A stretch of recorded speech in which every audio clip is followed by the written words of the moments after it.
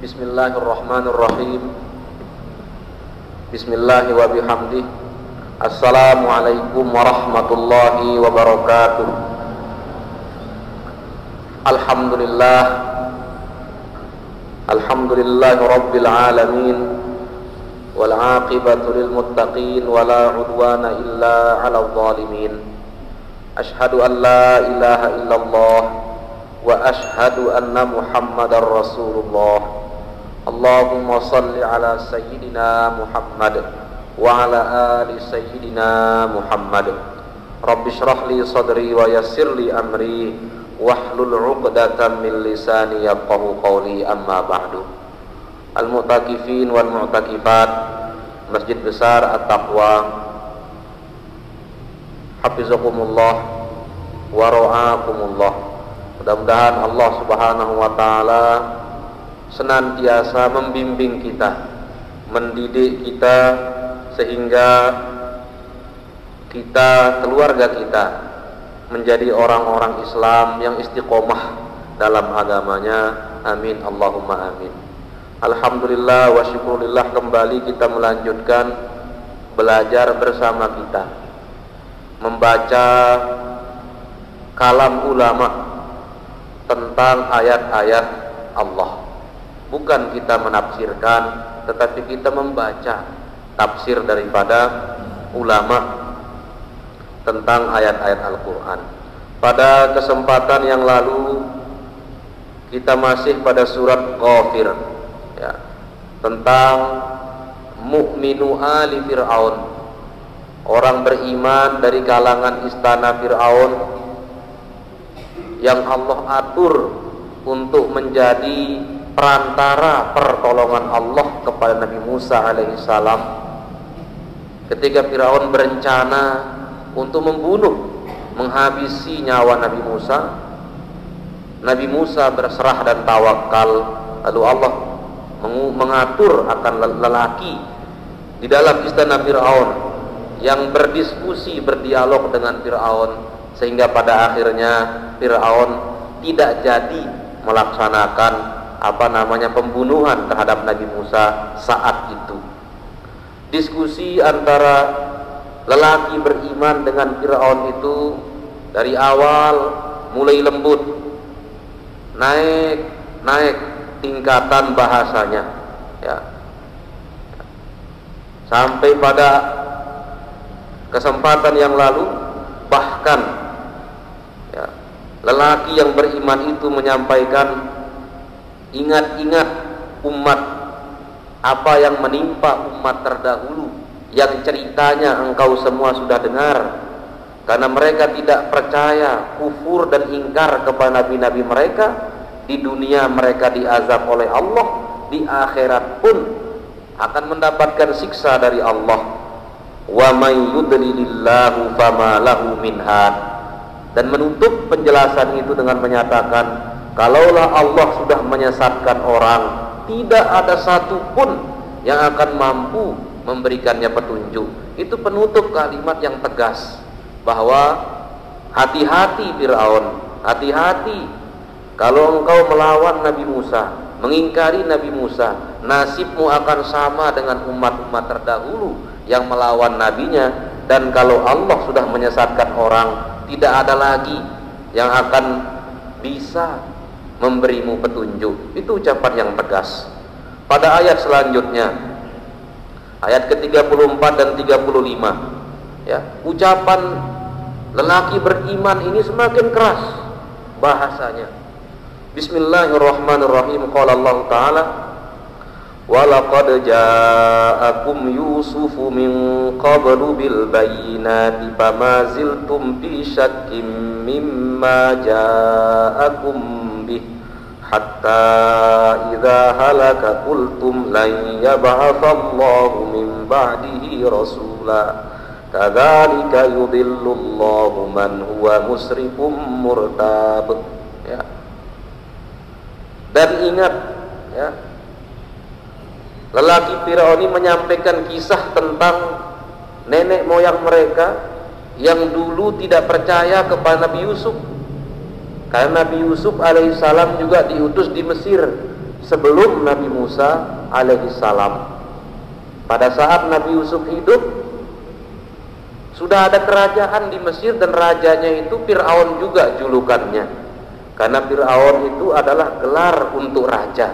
Siapapun yang menjadi raja, gelarnya itu adalah Fir'aun. Ya. Telah datang kepadamu, ya, dengan ucapan penegas, la dan qad. Qad itu menunjukkan penegasan, betul-betul telah datang. Lam juga menunjukkan itu. Dan penegasan itu tidak dimunculkan oleh seseorang kecuali mukhotob atau orang temannya berbicara itu ngeyel atau sulit percaya. Ya, misalnya dikasih tahu dia beneran ada razia di jalan ini, dia tidak percaya. Baru kita tegaskan. Ya, bahkan sumpah itu juga muncul karena memang untuk menegaskan sesuatu, karena orang yang dikasih tahu atau lawan bicara itu sulit percaya atau masih dalam keraguan-raguan. Telah benar-benar, ya, datang Nabi Yusuf alaihissalam min qablu, sebelum Nabi Musa ini yang engkau hendak dustakan, engkau mau bunuh ini, dulu juga Nabi Yusuf namanya ada, ya. Datang membawa apa? Al-bayyinat, ya. Bayyinat itu al-mu'jizat, ya. Nabi Yusuf juga dibekali dengan mu'jizat, ya. Memang ulama-ulama masih bertanya, Yusuf yang disebutkan pada ayat ini apakah Yusuf bin Ya'qub, yaitu Nabi Yusuf, ataukah Yusuf yang merupakan cucu daripada Nabi Yusuf, ya. Nabi Yusuf itu Yusuf bin Ya'qub alaihi wassalam. Tetapi cucunya Nabi Yusuf juga bernama Nabi Yusuf, yaitu Yusuf bin Ibrahim bin Yusuf bin Ya'qub, ya. Namun kemudian dikatakan inilah Nabi Yusuf datang membawa penjelasan-penjelasan, datang membawa bukti-bukti, datang membawa mukjizat-mukjizat.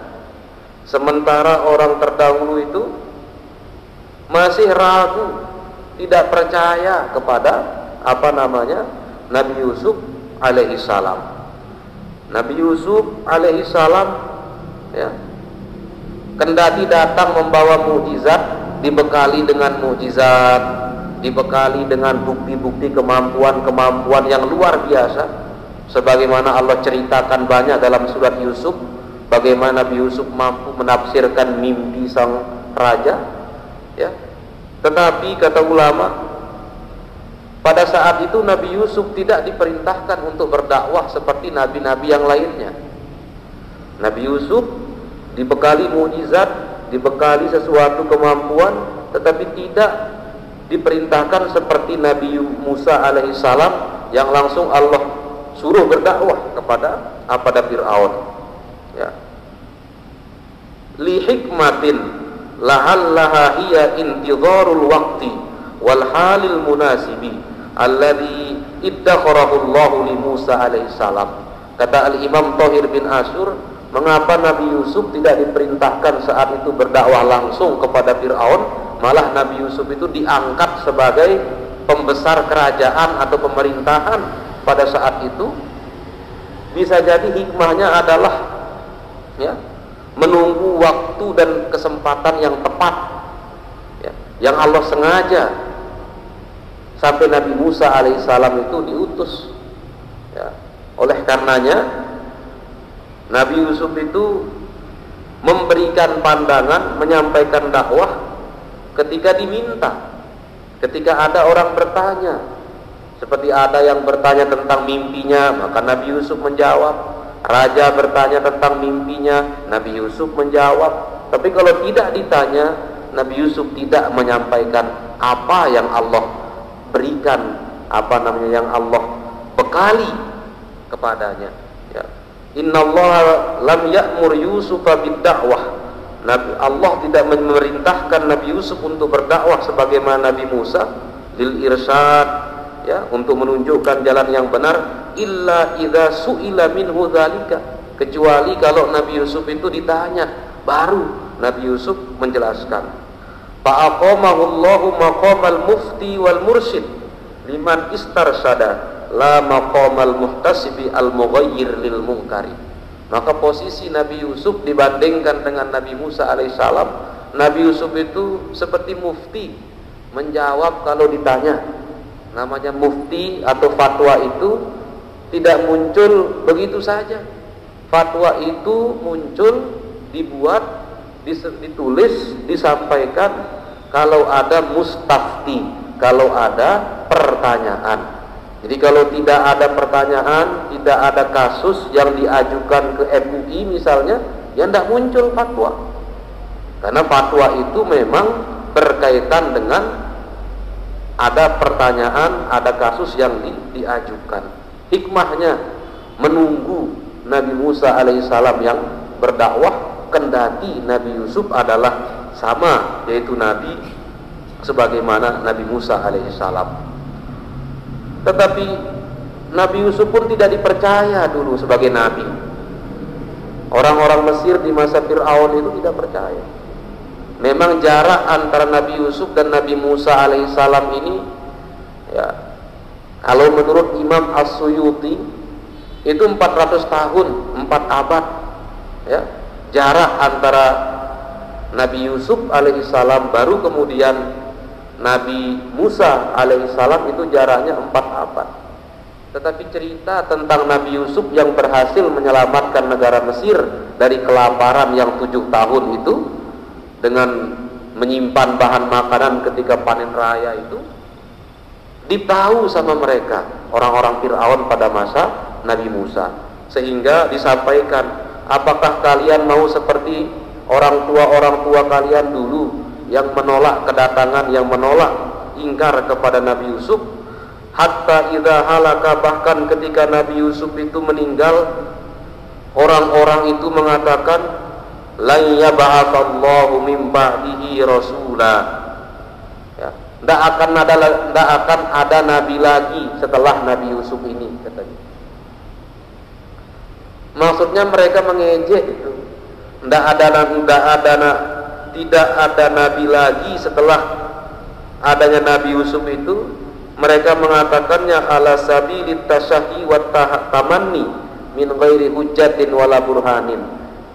Mereka mengatakan itu sebagai bentuk harapan, karena mereka tentu tidak mungkin benar-benar tahu ada atau tidak nabi setelah Nabi Yusuf alaihissalam.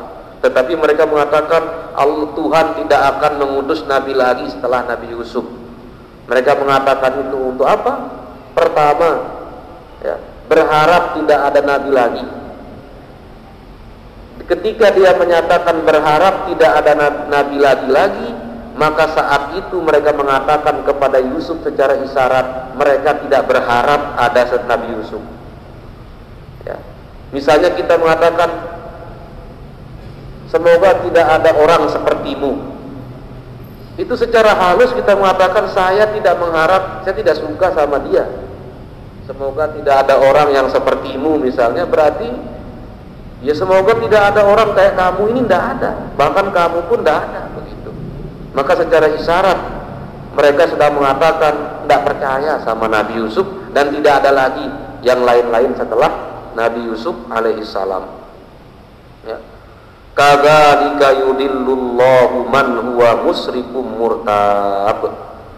Maka sebagaimana Allah menyesatkanmu, maka seperti itu juga Allah akan menyesatkan orang-orang yang musrifun itu berlebih-lebihan dalam bermaksiat. Maka ulama menafsirkannya dengan musyrik, karena tidak ada maksiat yang paling tinggi kecuali syirik. Maksiat yang paling besar itu adalah syirik, sehingga Allah menyediakan ampunan kepada dosa lain, tetapi kalau dosa syirik tidak disiapkan, kecuali orang itu bertaubat dan kembali bertauhid. Innallaha la yaghfiru ayyushraka bihi, ya. Allah tidak mengampuni.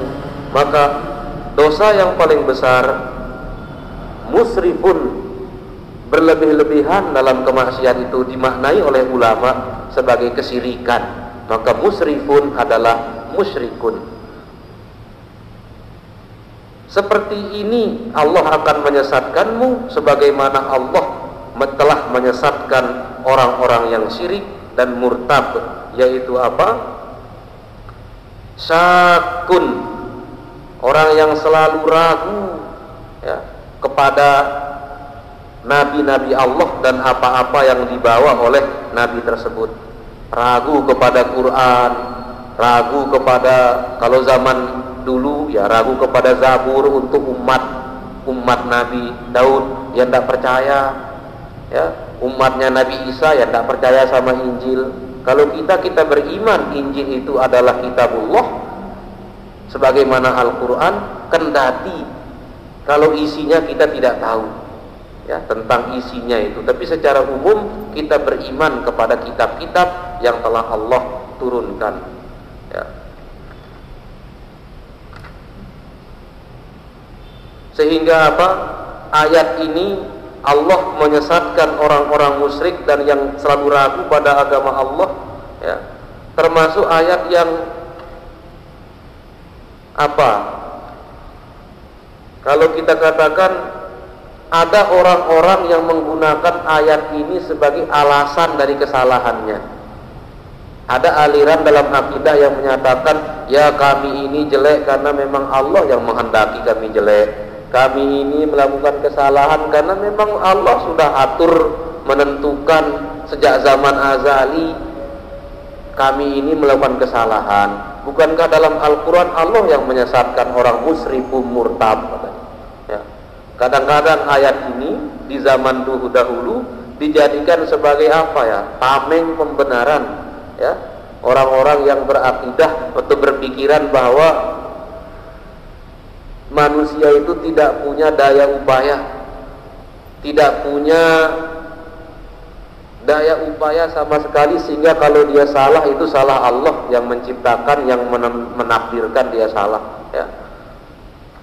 Tetapi kita manusia ya, Ahlus Sunnah wal Jamaah ya tidak seperti itu, tidak menjadikan ayat-ayat Allah sebagai tameng dari kesalahan yang kita lakukan, karena bagaimanapun memang Allah yang menyesatkan, Allah yang memberikan hidayah kepada seseorang, Allah juga yang menyesatkan seseorang. Itu memang betul ya. Tetapi kalau menyalahkan Allah ya, padahal dia yang melakukan kesalahan ya, Allah memberikan hidayah kepada orang itu, memberikan dorongan di hatinya ya, dorongan di hatinya untuk melakukan yang baik-baik. Dorongan untuk melakukan buruk-buruk juga ada di hati orang beriman. Itu kenapa kita diminta menahan godaan, karena godaan untuk melakukan kemaksiatan, dorongan untuk melakukan keburukan juga ada pada hati orang-orang yang beriman. Namun itulah godaan yang perlu untuk dihadapi. Alladzina yujadiluna fi ayatillahi bighairi sultanin atahum ya. Tetapi malah mendebat, mujadalah itu bagaimana supaya bukti yang diajukan itu menang dan pendapat orang itu kalah. Dia mendebat ya, mendebat apa yang dibawa oleh Nabi Yusuf alaihissalam bighairi sultanin. Sultanin itu burhan, tanpa ada bukti ya, mendebat tanda-tanda Allah yang dibawa oleh Nabi Yusuf tanpa ada bukti. Maka sesungguhnya sifat-sifat atau sikap seperti itu yang mendatangkan kemarahan Allah. Maktun itu terlaknat mereka oleh Allah Subhanahu wa taala. Jadi maktullahi iyyahum, yaitu apa? Zammuhu lahum wa la'anahu iyyahum wa ihlalul azabi bihim. Jadi kemurkaan Allah kepada mereka itu artinya mereka dicela, diberikan azab nantinya oleh Allah Subhanahu wa taala, mereka akan dilaknat oleh Allah. kadzalika selain oleh Allah wa indal ladzina amanu, dan oleh orang-orang yang orang-orang yang beriman juga, karena berani mendebat ayat-ayat Allah tetapi tidak punya hujjah, tidak punya dalil, tidak punya pemahaman, ya, tidak punya seperti yang lagi viral sekarang, yang menyatakan bahwa orang perempuan yang haid bisa sholat dengan alasan wasta'inu bisobri wassolah katanya, dan mintalah tolong dengan dengan sabar dan sholat, ya. Maka masa perempuan haid itu dilarang untuk sholat, padahal Allah yang menyuruh manusia untuk minta tolong dengan cara sabar dan sholat katanya. Nah, ini sudah tanpa ada hujah, tanpa ada bukti, ya. Padahal itu ada hadis-hadis yang menjelaskan perempuan haid tidak boleh sholat, ya. Ada ijma ulama yang menyatakan perempuan haid itu tidak boleh sholat, ya. Dan itu ketentuannya, syarat sholat itu ya suci dan tidak suci kalau sedang datang bulan. Tetapi seperti itulah, ya. Kadzalika yatba'ullahu ala kulli qalbi mutakabbirin jabbar. Ya, sebagaimana seperti itulah Allah akan yatba'u. Yatba'u itu mengecap, disestempel, seperti khatamallahu ala qulubihim.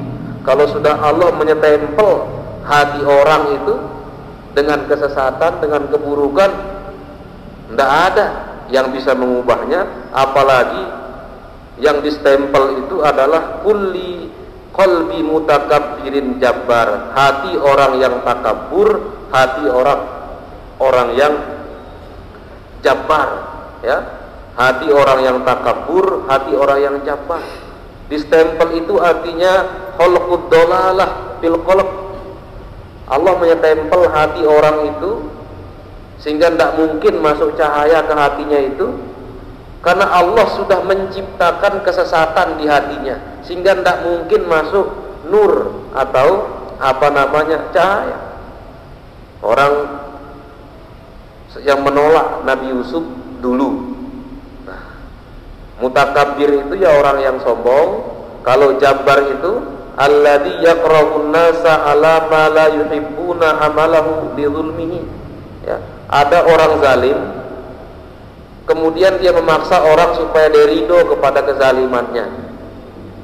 Dia memaksa orang supaya dia ridho kepada kezalimannya. Dia menzalimi orang, tetapi dia paksa orang supaya setuju, supaya ridho, supaya menerima kezalimannya. Sifat atau orang yang mutakabbir dan jabbar itu, ya, hati orang yang mutakabbir dan jabbar itu sudah distempel oleh Allah Subhanahu wa taala, yaitu kaum atau Fir'aun atau umat yang dulu tidak percaya atau kufur kepada Nabi Yusuf, Nabi Yusuf alaihi salam.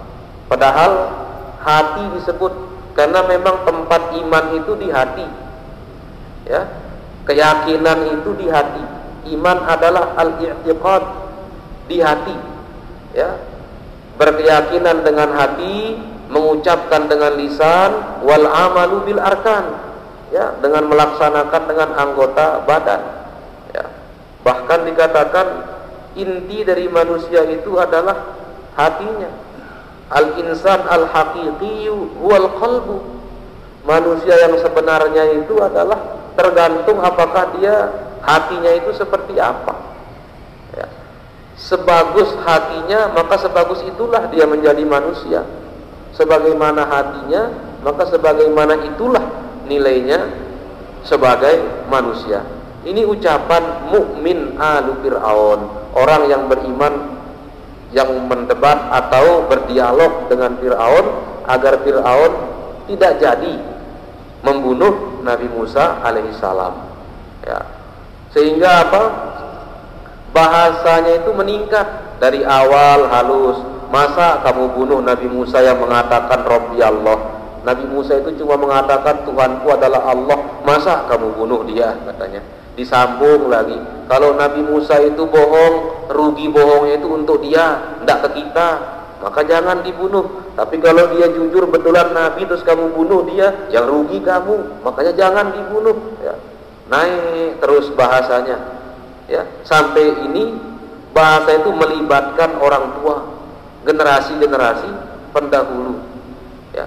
Ketika nasihat itu tidak mempan, sulit diterima, maka mukmin, orang lelaki beriman yang mendebat Fir'aun ini mengingatkan Fir'aun tentang sifat para orang tua mereka dulu ketika menolak Nabi Yusuf. Itu bahasa yang keras. Coba bayangkan, ya, kita sekarang berdiskusi dengan orang, dia itu misalnya sulit menerima, langsung kita katakan, oh tidak heran kamu sulit menerima, dulu papumu juga begitu. Itu kan lebih keras dia. Kamu seperti orang tuamu, seperti kakek-kakekmu dulu. Nah, bahasanya sudah mulai keras dengan harapan, ya mudah-mudahan semakin dia tersinggung, semakin dia panas, tetapi benar ucapan lelaki yang beriman itu, mudahan mereka menerima kebenarannya.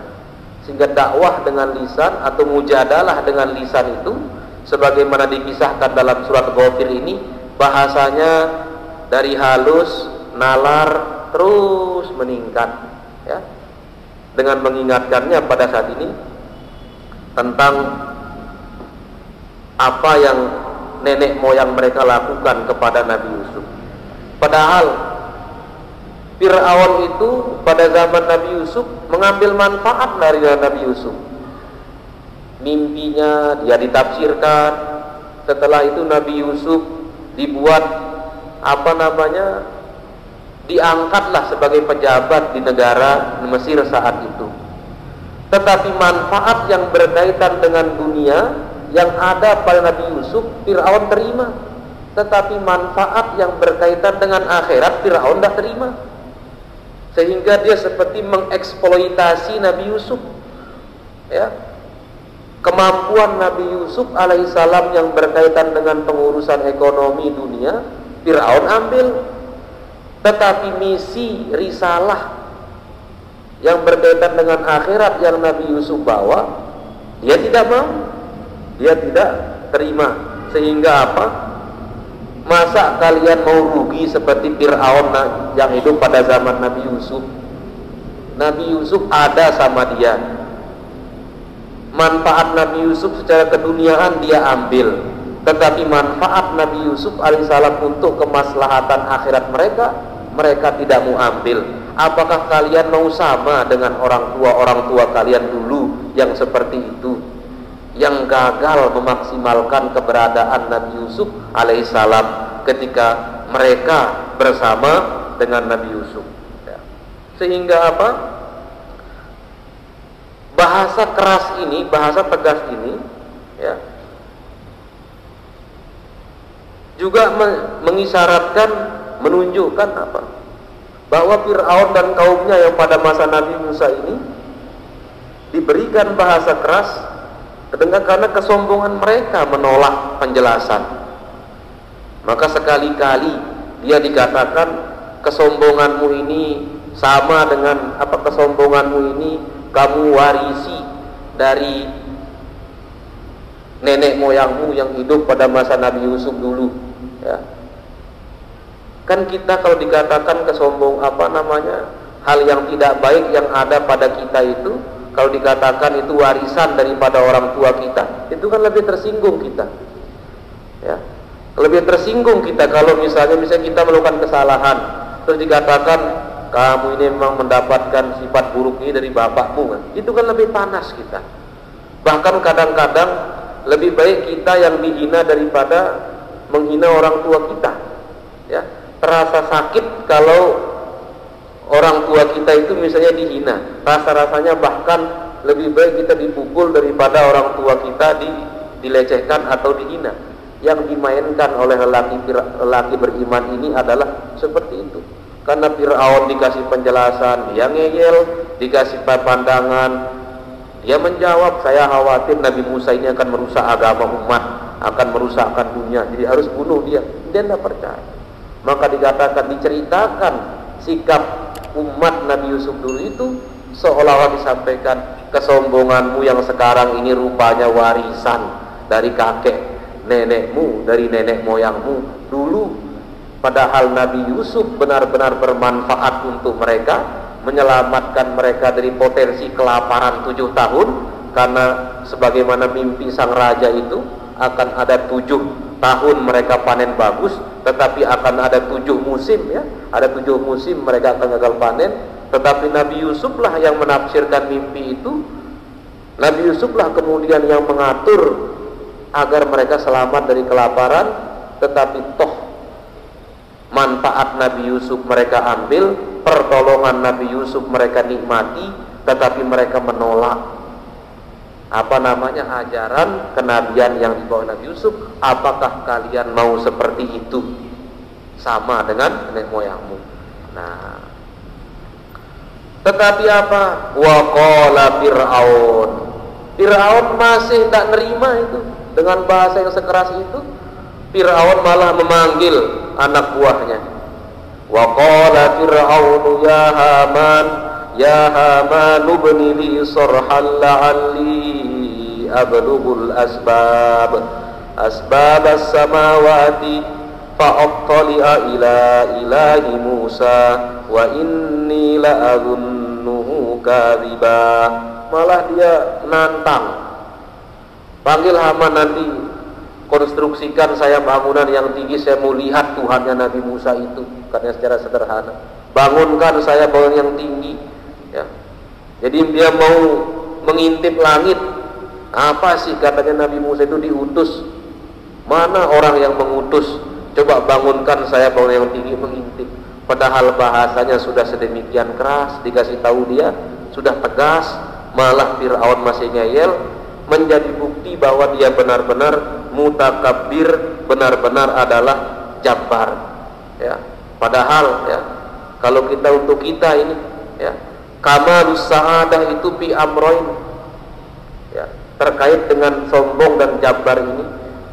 Kebahagiaan manusia itu terletak pada 2 perkara, kata Imam Ar-Razi.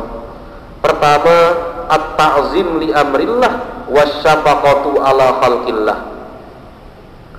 Kebahagiaan manusia itu pada 2 hal: hormat pada aturan Allah, sayang kepada makhluk Allah. Itu sumber kebahagiaan untuk manusia, untuk kita, yaitu apa? Menghormati, mentahzim li amrillah, perintah-perintah Allah dalam agama ini, wasyafaqatu ala khalqillah, bersikap belas kasih kepada makhluk Allah. Maka sifat sombong itu bertentangan dengan mentakzim perintah Allah, karena sombong itu menjadi penghalang orang untuk menghormati perintah Allah, sedangkan sifat jabbar itu mencegah orang untuk belas kasih kepada makhluk Allah. Tetapi Fir'aun tidak merasa, padahal dia sudah dikatakan, disampaikan, kalau tetap seperti itu ya sama aja, engkau itu sama seperti orang yang distempel hatinya oleh Allah, ya, kena dicap hatinya oleh Allah. Dan orang yang dicap hatinya itu ya mutakabbirin jabbar, adalah orang-orang yang mutakabbir dan orang-orang jabbar. Tapi sekali lagi pada ayat berikutnya, Fir'aun masih tidak mau juga, bahkan memerintahkan anak buahnya yang bernama Haman, yang disebut di awal ayat, yaitu Fir'aun, Haman, dan Qorun. Haman itu orang pinternya, malah untuk membuat bangunan yang tinggi karena ketidakpercayaannya kepada Nabi Musa alaihissalam. Mudah-mudahan Al-Qasas Al-Qur'ani, kisah-kisah yang ada pada Al-Quran itu, selain sebagai ibrah, juga sebagai wasilah tadabbur Al-Quran. Tentu saja banyak pelajaran yang disisipkan Allah Subhanahu wa ta'ala dalam kisah-kisah itu. Kalau tidak ada pelajarannya, yang mana mungkin Allah sampaikan itu di dalam Al-Quran. Tidak mungkin Allah ceritakan kepada kita ucapan Fir'aun dulu di dalam Al-Quran, kecuali ada ibrah di sana. Mudah-mudahan ada manfaatnya. Mudah-mudahan jemaah haji kita yang berada di tanah suci sekarang disehatkan oleh Allah Subhanahu wa taala, diafiatkan oleh Allah Subhanahu wa taala, membantu mereka dalam melaksanakan manasik haji dan umrah. Amin Allahumma amin. Wallahul muwaffiq wal hadi ila sabilir rasyad. Wassalamu alaikum warahmatullahi wabarakatuh. Waalaikumsalam